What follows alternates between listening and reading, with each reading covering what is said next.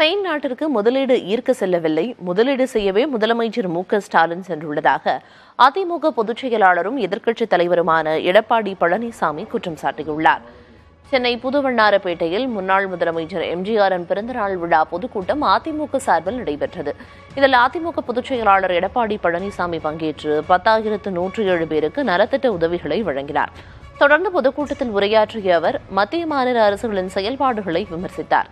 மத்திய பாஜக அரசுக்கு திமுக அரசு பயந்து தமிழகத்திற்கான நிதியை கூட கேட்டு பெறாமல் உள்ளது என சாடினார்.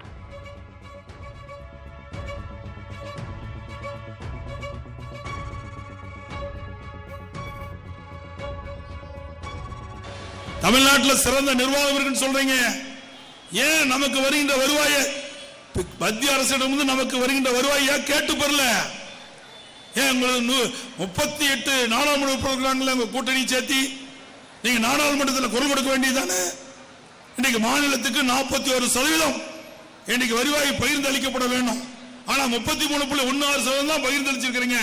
மீதி எங்களுக்கு வர வேண்டிய மத்திய அரசிலிருந்து வர வேண்டிய அந்த வருவாயை கொடுங்கன்னு கேட்பதற்கு என்ன பயம்? தில்லு திராணி வேணுங்க. எதுக்குமே இந்த ஆட்சியில் அதெல்லாம் பார்க்க முடியாது.